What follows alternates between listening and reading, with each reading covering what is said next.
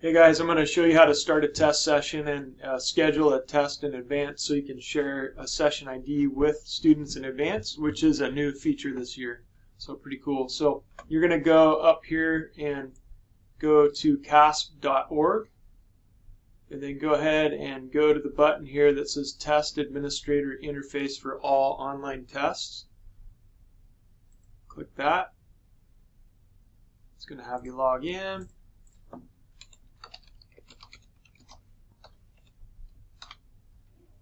Again, and then I'm going to show you how to schedule an upcoming session, which is a really cool feature that's new for those of you who have done this before. So you click that pink tab and go over to schedule a session,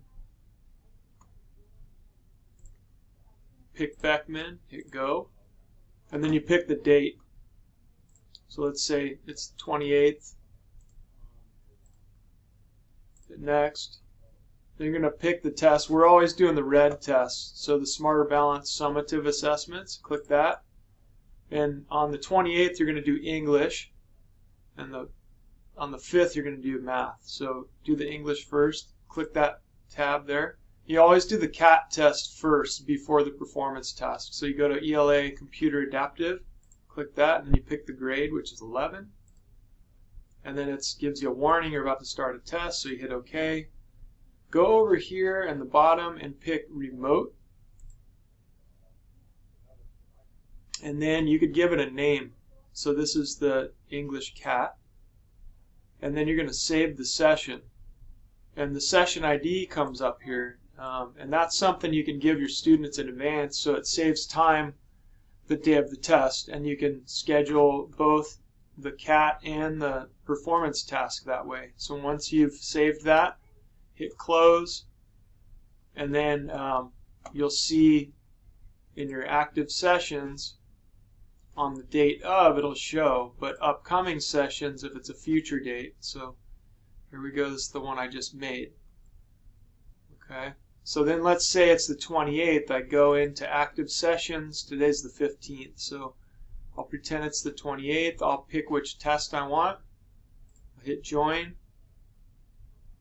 And then it asks you if you want to share your camera and your microphone. Hit allow.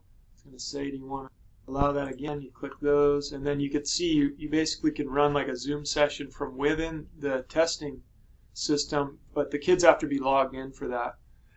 So during your test session now, you can do a broadcast and you can tell everybody, hey, there's 5 minutes left or whatever it is, or you can monitor kids. They have to have their camera on the whole time. If somebody turns their camera off, you can go to just that kid and you can say, hey, I need you to turn your camera on. If they don't, then you got to stop their test session. But so once you get to this area, you'll see right here, you can kind of see it says approvals.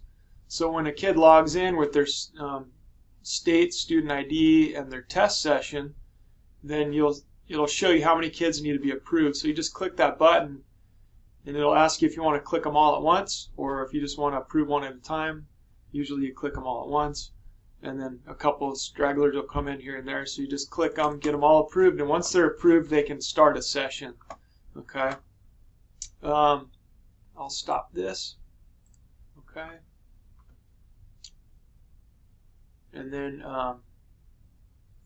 you can go back in and start another one, or if it's the next day, you can get out of there.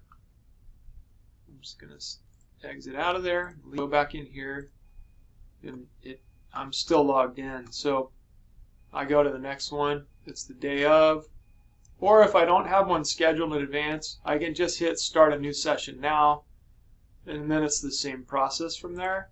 The only difference is I won't get the test session ID until then. I won't have that session ID ahead of time. So let's say I'm doing the performance task for English now. I pick 11, same warning comes up, I hit go, I say remote down here, I hit start, and then there's your session ID, and you would share that with your kids, go through the same process. If a student needs to log in, they need their session ID, which shows here. They also need their state student ID, which they should all have. But if they don't have it or they forgot it, then you can you can find it in their student screen on Aries, and they can too. So they go to that kid's student screen, and you go to the state student ID. No, not that one. This one right here, state student ID. And then it's this number right here. It's that state student ID. So those are the two things along with their first name that they'll need to log in. And that's it for starting up a session. Thanks a lot.